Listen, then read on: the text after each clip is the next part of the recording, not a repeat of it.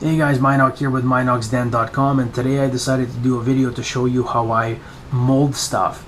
And what I'm going to be working with is this Mandalorian warrior helmet from the game Star Wars The Old Republic that I just built. It's found in the game as a wearable item, and you can also see it on the heads of various bots that you face throughout the game. In the case of this helmet, the maps that BioWare used are pretty low resolution, so sometimes it's really hard to tell what the actual detailing is supposed to look like. So in the case of this helmet, when I was modeling it in 3D in a program called Rhino, I took some artistic license with some of the detailing. I added the vents here on the front because on the game model it almost looks like there may be vents there or maybe not, but decided to add them anyway. Also, a good example of the artistic license is these sections here. On the actual game model, these areas are just black. So I decided to mold some computer parts, some circuit boards that I had lying around, cast these in resin, and put them in this area here, in these areas. Looks pretty cool, gives the helmet more character, more detail, and to add even more character, I decided to make this side look a little different from that side. Anyways, molding this helmet. When I 3D printed this and put it together, I used something called Bondo Glazing Spot Putty to smooth out the 3D printed striation. And you can see some of the spot putty still remaining on the inside here. Bondo Spot Putty is a wonderful product, but in my experience, it has a tendency to inhibit silicone curing. So whenever you have an object such as this that contains tons of this stuff, it's a good idea to seal the surface before applying any silicone. So that is exactly what I'm going to be doing today. And the product that I'm going to be using is by Smooth On. It's called SuperSeal. This stuff basically applies with a brush. So that's what I'm going to do here. So I've applied the first layer, let it sit for 20 minutes, and now I'm ready to do another layer. So I'm going to shake this up again. Pour a little bit more into the cup. You don't need much.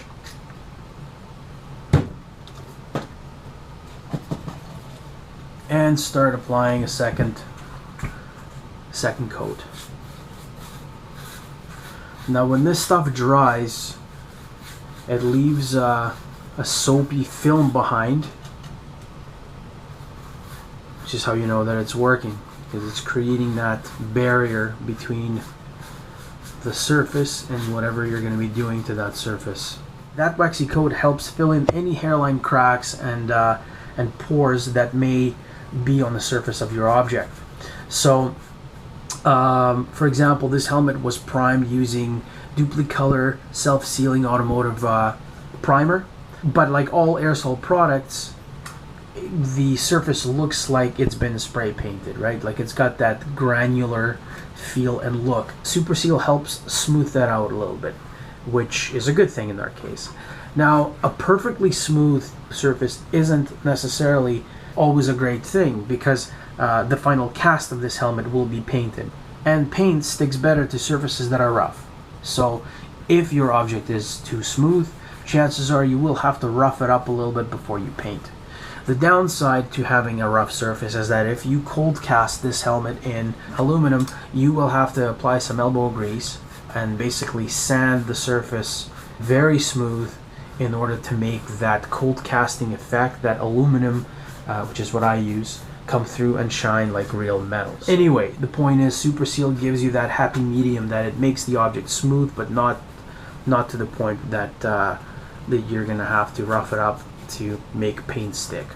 Alright, so I've applied about 3 coats by now, and at this time I'm gonna let it sit and dry for about an hour, which is what Smooth On recommends. Alright, so now that it's been about an hour and SuperSeal has dried, we're going to go ahead and get ready for Rebound 25 application. Now, Rebound 25 is a brushable silicone rubber that is perfect for vertical applications. So, in other words, things like helmets or statues or larger objects for which it is cost ineffective to do pourable molds and whatnot, this stuff is great. It is viscous enough that when you apply it, it does run down the object, but not as much as a pourable silicone would. So great for, like I said, vertical applications. Now normally you would set up a helmet like this vertically and you would just paint the rubber on. However, I have some very intricate detailing here, like for example here, here, pretty much mainly in these spots, that if I apply the silicone vertically, there's a chance that air bubbles will get trapped in some of the undercuts here and whatnot. So the best thing to do to tackle this kind of thing is to set up the helmet on the side like this, on my trusty microphone stand, and basically do up a very small batch of Rebound 25 and apply a little bit here, wait for it to cure, then turn the helmet this way, apply a little bit here, wait for it to cure, and then set the helmet up vertically in order to get the rest of it. But it's very important to get these little details. The best way to do that is to have this helmet sitting on its side, so that as the silicone pours into the detail, air is able to rise up and bubbles are able to be eliminated. I have an example of my Arcan mask master that I did that has a lot of fine detail here on the sides. Okay, and again, using Rebound 25, I was able to mold this thing, but I had to do a lot of turning and a lot of repositioning and applying a little bit of silicone at a time, waiting for it to cure and so on and so forth to get all the details. So at first I would set it up this way, apply a little bit of silicone, allowing it to leak into that detail there. Then this would cure. Then I would turn it this way and let silicone drip into these little teeth here, here, and there. Wait for it to cure and basically repeat the process several times, you know, turning the mask this way, putting the silicone here. So ultimately, what I ended up getting was a master with some silicone here, some silicone here, some silicone here, and some silicone here, before I could actually set it up in the proper orientation and then just mask cover it in silicone. Now this helmet is not going to be as labor intensive as this mask was. It took me literally about a week to mold this, and that resulted in the final mask looking like this. And you can see all the detail was perfectly replicated and captured all along here and everything. So definitely worth the wait and worth the headache of doing it that way. But this helmet is not going to require that much work. So to start, I've got my vinyl gloves, and a word of caution: when working with silicone, always select vinyl gloves and not latex. Latex will inhibit the curing of silicone, so don't use it. For this step, we're going to need a very small amount of Rebound 25. So I've got part B and part A. These are mixed in 1:1 ratio by volume. So we're going to go ahead and do that. Because I need a very small amount, I'm just going to use this popsicle stick and scoop up the amounts that I need into each cup.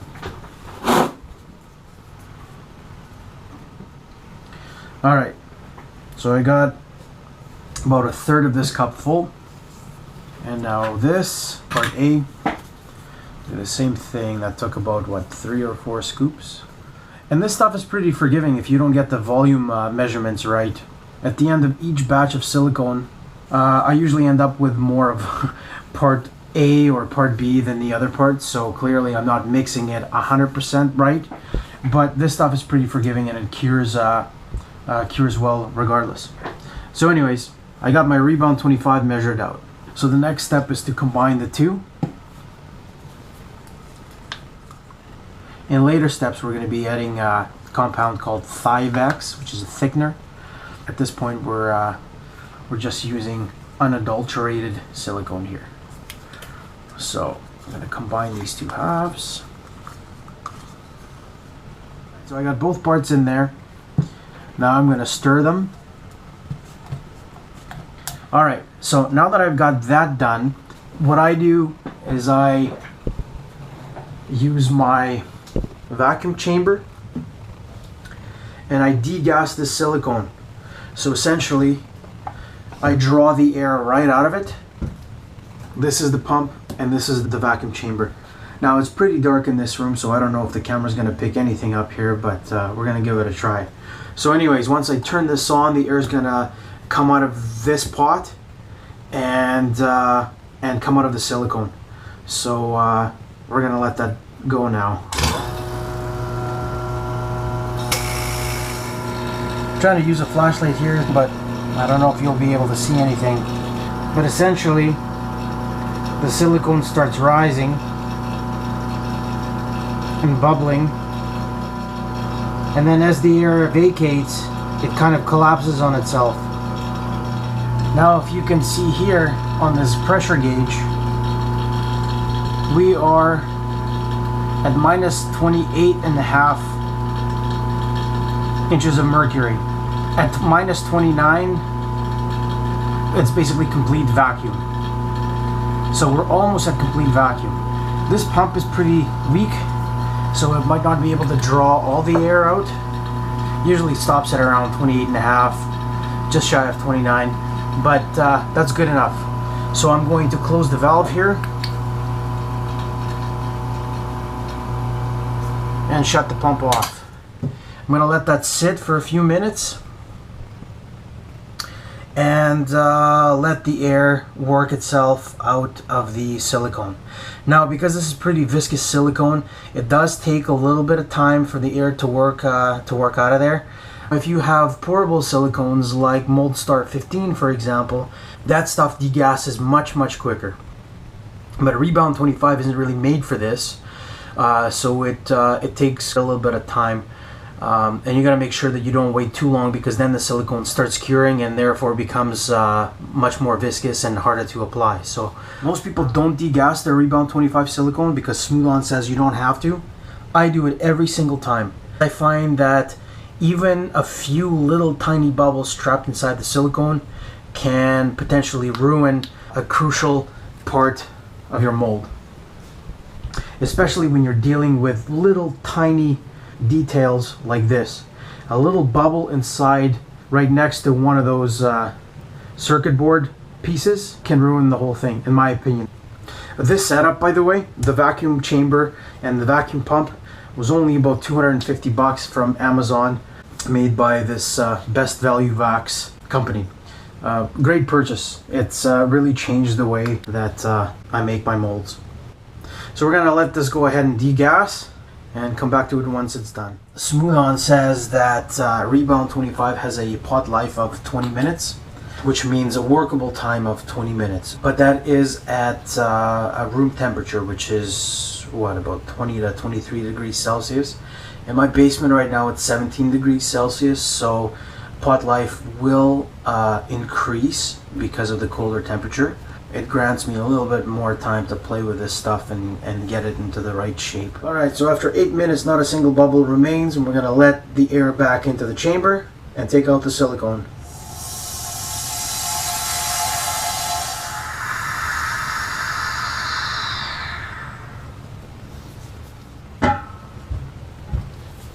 So here we have our bubble-free silicone.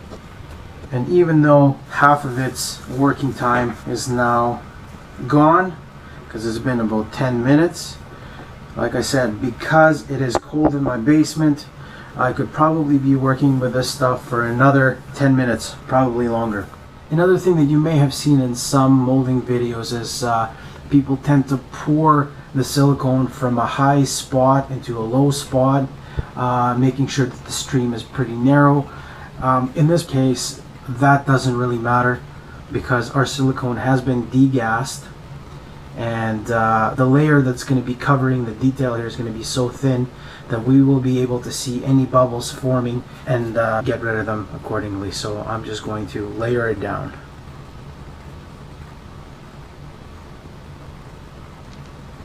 Basically exactly like that. There's a little bit of red Bondo showing here. I guess the helmet rubbed somewhere. And in this case, it's not a big deal because we use SuperSeal to cover it up. Even though the red is showing, there is an invisible layer created by the SuperSeal wax that is going to protect the silicone. Alright, so that's good. We've got that pretty well covered.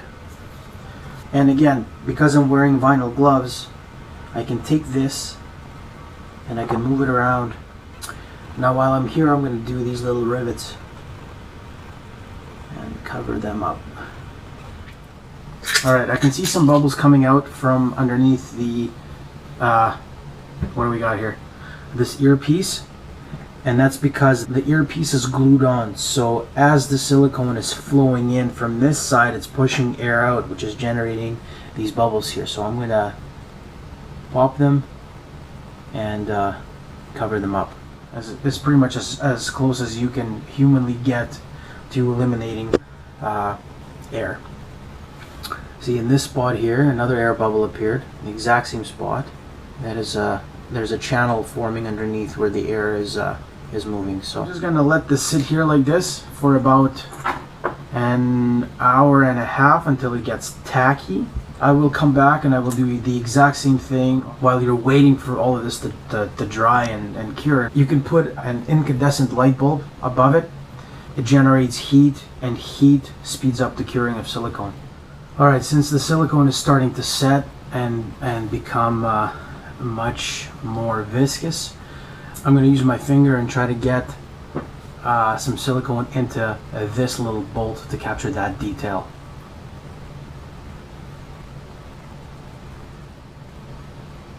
Now I got to be careful here because deep crevices like that often do get air trapped in there.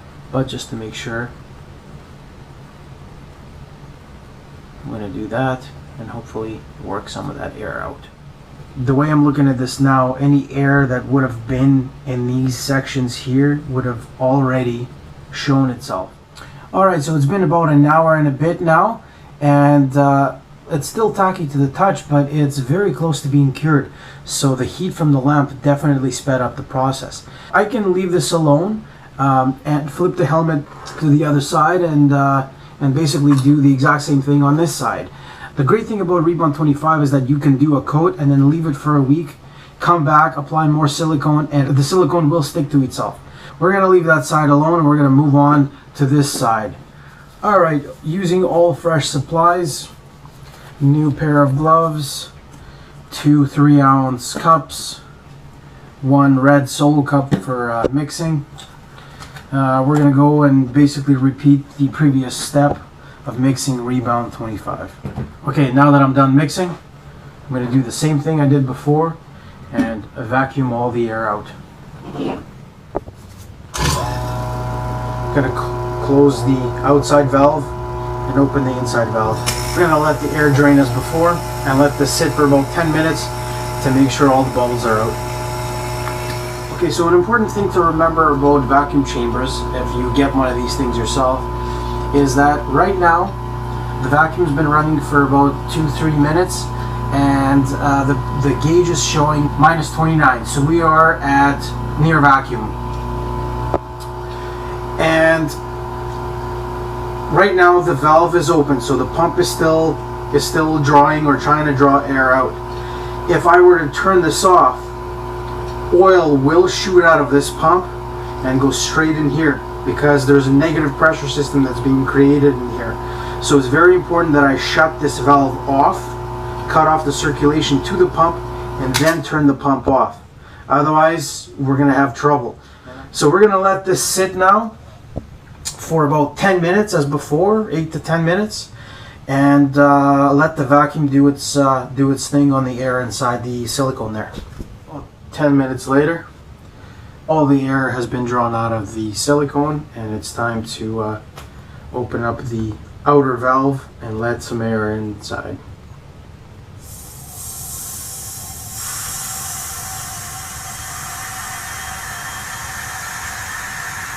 Notice I'm opening it up slowly because I don't want the air to splash into the silicone. So once again, perfect. air bubble free silicone. Get another pair of gloves. I go through quite a few pairs during each molding or casting session, so I always make sure I have a good supply on hand. And we're going to do the exact same thing we did last time.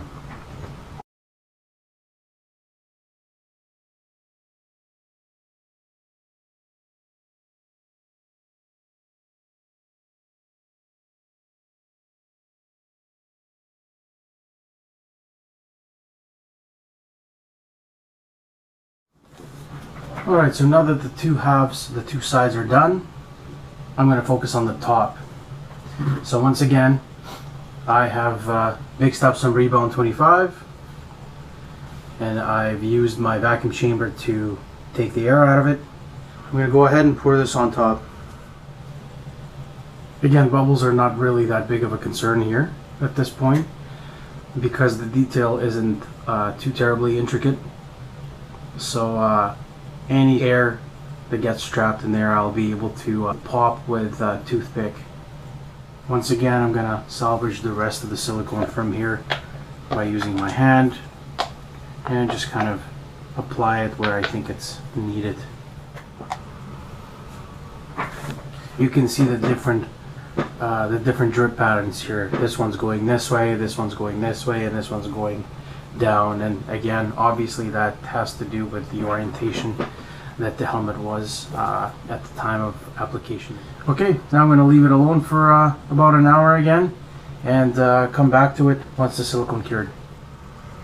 So after about an hour, I whipped up another batch of silicone and did the exact same thing, but this time pouring it right between the eyes there, so the silicone could drain this way and to the front or the chin of the helmet. Every subsequent layer of silicone will be done coating the helmet with a brush, and we'll get to that next. Alright, so it's been about 12 hours now, and all the layers of silicone here are perfectly cured, and it's time for one final application of silicone to develop that nice print coat. Print coat, by the way, is the layer of silicone that captures the detail of the object you're trying to mold. So it's probably the most important part of the entire molding process. So this is why I've been taking such great pains to do this coat and doing it in sections and whatnot, because I want to make sure that all of the detail in the helmet is captured as perfectly as possible. So now I'm going to increase the volume of silicone that I use for this, and I'm still going to be using my 3-ounce cups, but instead of filling them about 1/3 of the way, I'm going to fill them to the top. So now that I got equal amounts of silicone, I'm going to once again mix them together. If you are degassing silicone for the first time, it's a good idea to have a container that is many times or several times the volume of the one that you're mixing the silicone in. In my experience, filling this red cup about 1/3 of the way provides just enough room for the expanding silicone to be contained. It actually goes all the way to the top before it starts collapsing in on itself. At this point, I got my silicone and I am ready to degass. Okay, so there you can see the silicone expanding. And it should start dropping any second now. Oh, I didn't want to do that. I guess I had just a little too much of it in there. So I'm going to let some air back in, just to collapse it. And then I'm going to continue pumping the air out. Okay, there it goes. It starts dropping now. You see? We're going to let this stand for about 10 minutes to let the air come out, and then we'll apply it to the helmet. I'm going to get a brush. So once again, I'm going to pour from the top, let it drape down, and then I'm going to use the brush to kind of spread it around and make sure that all the areas that need covering do get covered. Again, some people might say, well, why would you bother degassing when you're going to be brushing it on anyway, which is going to introduce a ton of air to it? Well, that is true, but in this case I am still working with the print coat, and I do want to eliminate as much air as possible. You know, I have the vacuum chamber and it only takes 10 minutes, so why not? I've already taken great pains to get this first print coat done, so what's an additional 10 minutes? You got to be careful when using a brush because some of the previous silicone that we applied is very, very thin. So we don't want to disturb that layer too much. I don't want the layer to peel up and then basically introduce air that way. So I see that the silicone was flowing down when this layer, the previous layer, was deposited.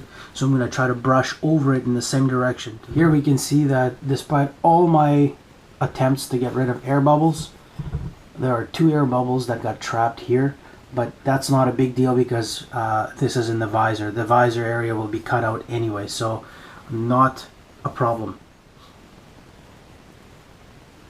And I have to be very careful touching this here too, because the layer of silicone here is very, very thin, so I don't want to disturb it. And I think I've already have disturbed it here. So that could potentially be problematic in the end. So right there, we're going to pay attention to that spot and remember that spot. So it's pretty easy to see where the air bubbles are being trapped and just pop them with the brush.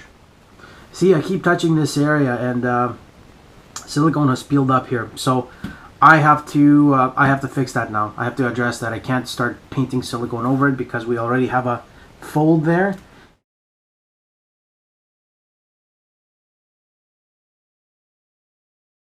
Okay, a few other things here. These areas of high detail. There's some really thin sections in here. I'm basically scooping up some excess silicone from other areas and just working it in circular motion to cover everything. Especially like in here, we've got a little corner there. Circular motion will ensure that the air is pushed out. Okay, I ended up mixing up another small batch of silicone and just pouring it over the cheekbones here to cover some of the exposed areas we had left.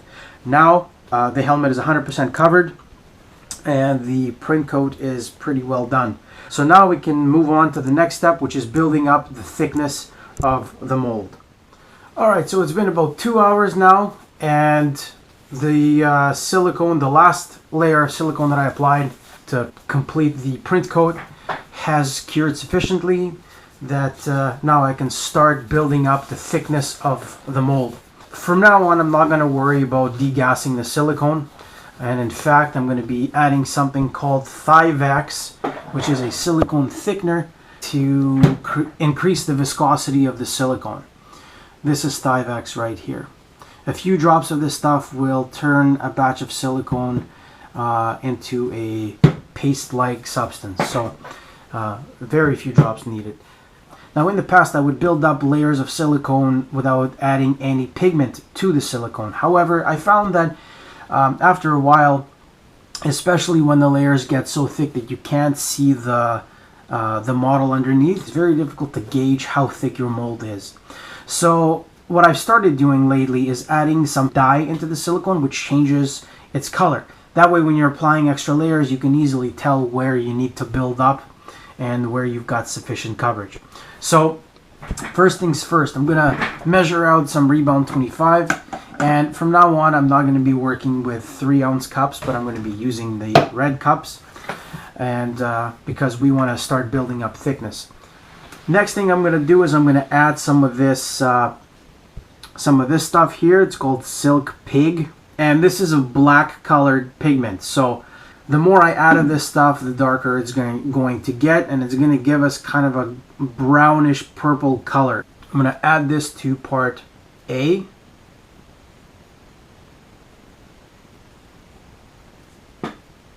Just that much. And now I'm going to mix it into part A before mixing the two parts together. Next, I'm going to dump this in part B,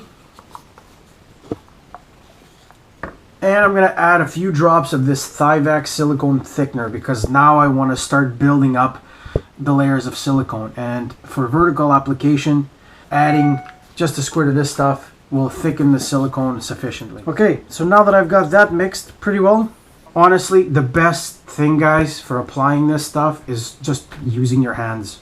Using my fingers I can get into crevices and stuff that would be very difficult to do using tools. So this way I have complete control over where that silicone goes. So I'm going to start working it in. Okay, and this silicone is full of bubbles. At this point we don't care, because all we're doing is we're building up the thickness of the mold. After I apply the silicone in this manner, then I use a stir stick or whatever to go over it and smooth this out, because that's going to be important for a later step.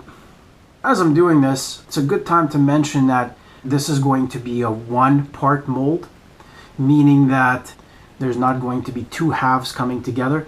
That's because this helmet is fairly simple. It kind of tapers out, okay, on all sides. If you look at it this way, it tapers out, and it tapers out from the back as well. So it would actually be very easy to remove this from the mold. So I'm just gonna go like this and basically comb and brush this stuff smooth. Okay, see, this is what I mean about having a different color layer. If I didn't pigment it, I wouldn't be able to tell that I don't have much buildup there. But because it's a different color, I'm able to spot that easily and build it up. But keep in mind, this is only the first thickness layer, and I'm going to be doing this probably another 3 times before the helmet is finished. So I'll easily be able to go back and build up these sections. Right in there, you can still see the gray from the helmet shining through the print coat. So that's really, really thin. So I want to build that up. Okay, so now I'm going to let it sufficiently cure for about an hour and a half or so, until it becomes tacky to the touch, and then I'll come back, build up more layers. Alright, so another hour and a half has passed, and I'm ready to apply the next coat to thicken the mold. In the meantime, I'm going to do the same thing I did before, which is mix up some more silicone. Okay, so remember how I said that Rebound 25 is pretty forgiving when it comes to measuring volumes, that it doesn't have to be 100% precise? Well, here's a prime example. I've got enough silicone in both cups here, and even though part A is now completely exhausted, I still have a little bit, at least an ounce or two of part B left in this tub. So clearly my volume measurements have been incorrect at some time in the past, but all my molds have turned out quite well. So this stuff is very forgiving when it comes to measuring volumes. I'm going to empty part A in here.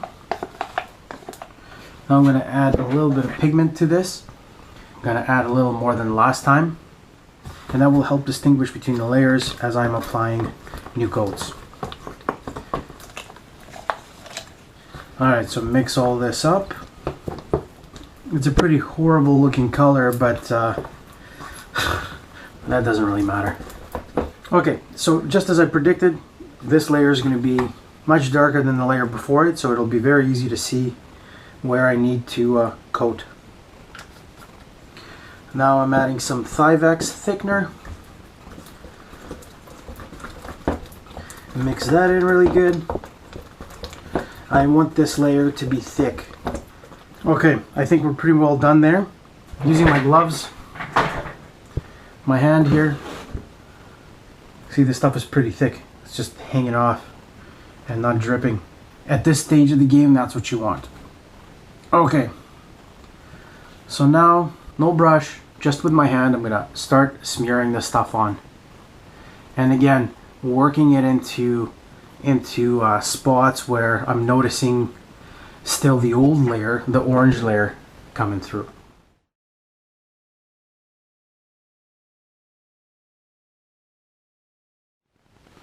Alright, so once again, it's been about an hour, and I am ready to apply yet another coat to the helmet here. I have my fresh supply of Rebound 25 all ready to go. I'm not gonna color it with any pigment this time, because the helmet at this point is brown, so any new silicone will just show up as orange, so that's good enough. There we go, nice and full. I'm gonna fill this right up to the top, and that should give us enough silicone to complete the rest of the helmet mold all in one shot.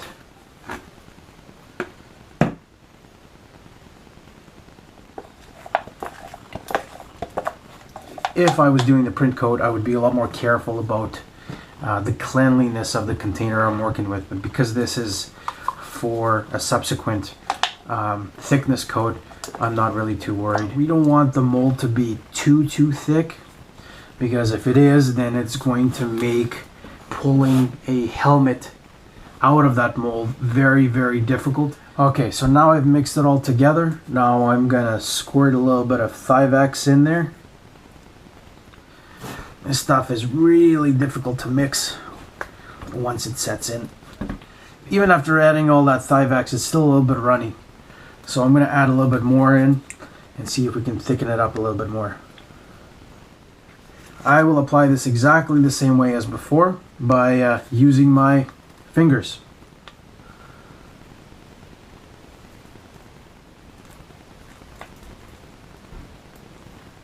Now, if you find yourself molding a helmet and you suddenly realize that you mixed too much silicone in, if you got excess, don't put it along the edges. Don't put it on the sides of the mold. Put it on the part of the mold that is going to experience the least amount of force when demolding. So, in other words, concentrate that silicone at the top. Because as you're pulling the helmet out, the most friction, the most peeling you're going to be doing is from the bottom rim, from the chin up, right? You don't want these walls to be so thick that you won't be able to peel them up. I think I have a lot of silicone here, but I don't think that it will be too much. I think it'll be just right. All right.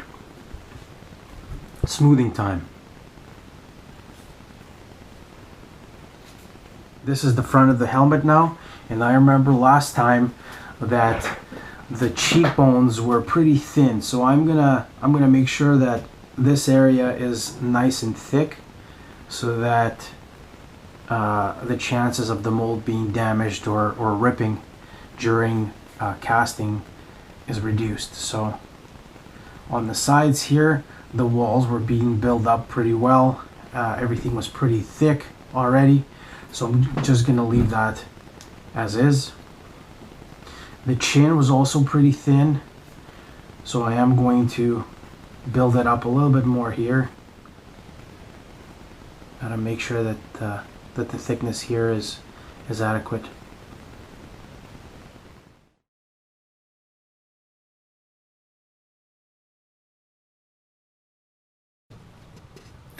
So I come downstairs this morning to this scene. It looks like the helmet, being so front heavy, tipped the stand and everything came crashing on the floor. So I am hoping that the rubber mold protected the helmet and that it was cured enough to not be damaged. So it looks like it's cured. It didn't stick to the floor, so that's a good thing. Okay, another thing, yesterday my GoPro batteries were completely drained, so I wasn't able to add this to the video, but as the helmet was curing, I added these little bulbs made with silicone, 2 on this side and 2 on this side. These things are called keys, or registration keys. When I make my 2 halves of the mother mold shell, these nubs will fit into the little indents on the mother mold. That way the 2 halves will align correctly. So that's what I'm going to be doing next. Okay, so the next step is to create a support shell for the silicone, so that the rubber holds its shape during casting, so that the final helmet doesn't come out warped. If we look at something like this, for example, this is my Sith Acolyte mask mold. The support shell for this is 1 piece, because the mask mold easily just inserts in there. You know, you do your casting and then you can pull everything out and then, you know, peel the rubber off of the cast. So something like this, 1 part mold.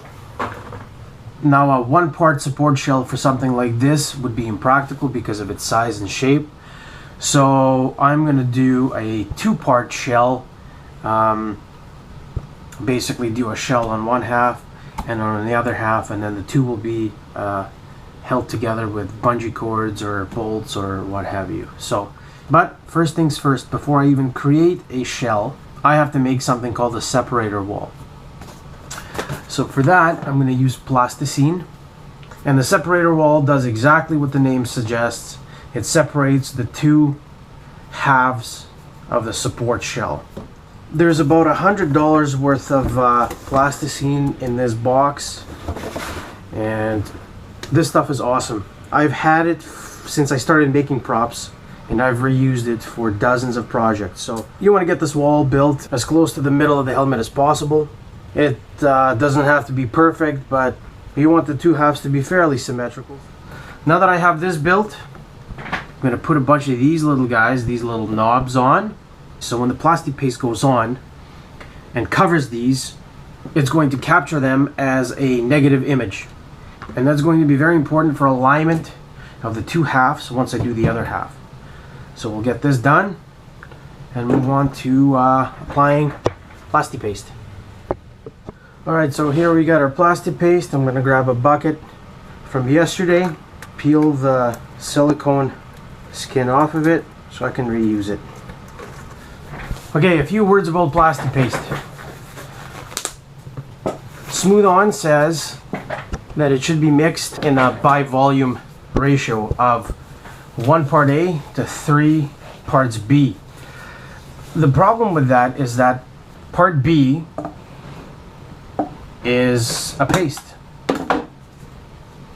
whereas part A is a liquid. So measuring these things by volume can be very difficult. Remember how I was saying Rebound 25 is pretty forgiving when you don't get the volumes right? This stuff isn't. What happens when you don't get the volumes right is when the resin cures, it becomes quite oily. So anytime you're working with it, you're touching this oily stuff and it's everywhere. It gets very messy and it's pretty gross. So another way you can mix this is by weight. And the weight ratio is 41 parts A to 100 parts B. So what I'm going to do is I'm going to mix out 1,000 grams of part B here, and I'm going to use my scale to do that. There we go, 1,000 grams. So according to that ratio, I need 410 grams. So here we go.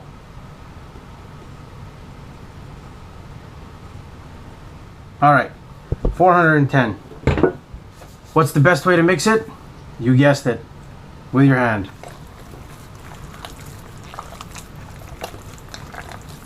So now I'm spreading this stuff on.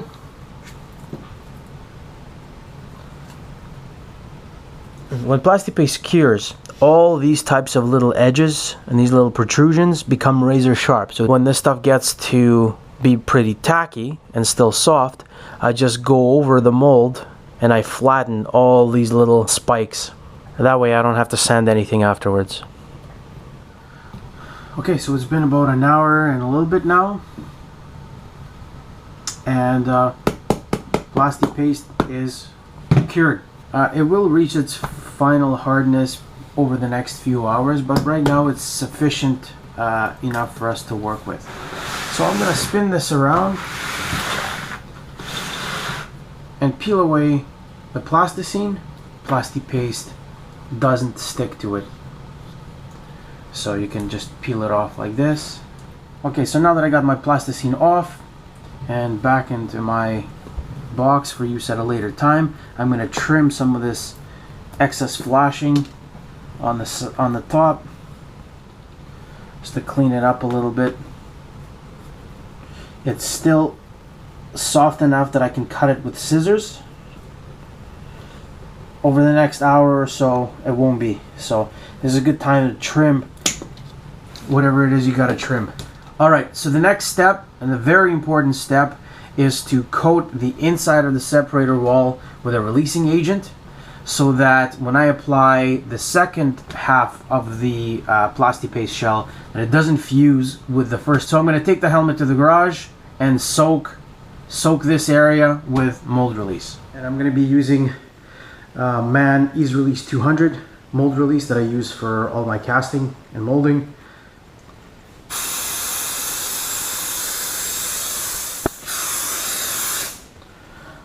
I want to apply some release agent along the edge here too, just in case some Plasti-Paste seeps over.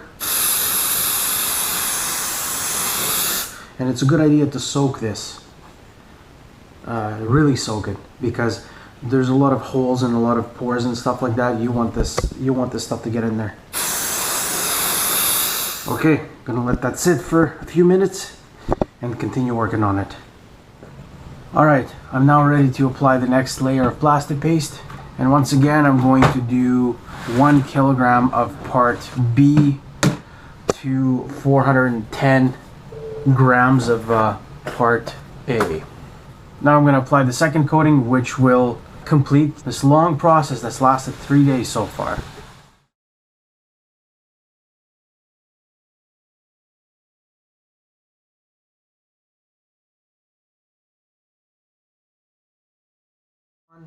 Now that I got the second half of Plasti-Paste on, I'm going to go over with popsicle stick and smooth things out a little bit more. Alright, so it's been a few hours now, and we come to it at last, the moment of truth. I'm going to try to pry these two halves apart and see what we get on the inside.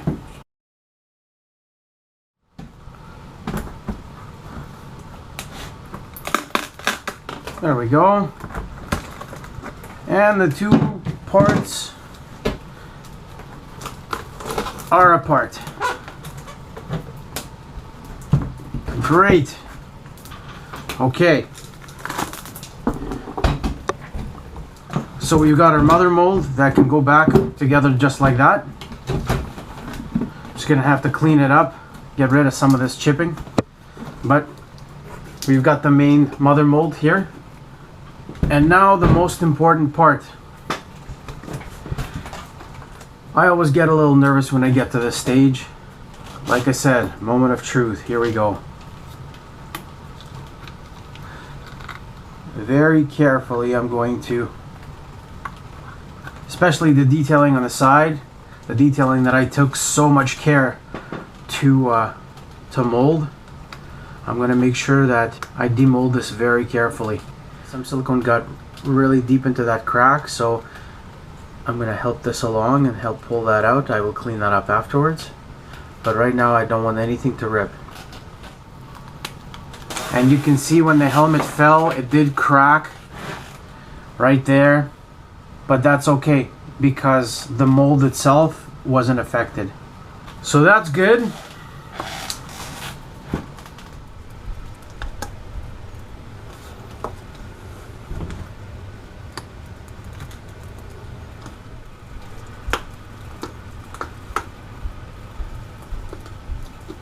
And it's out. Perfect. And it looks good. It looks pretty good. I'm gonna get rid of this stuff here.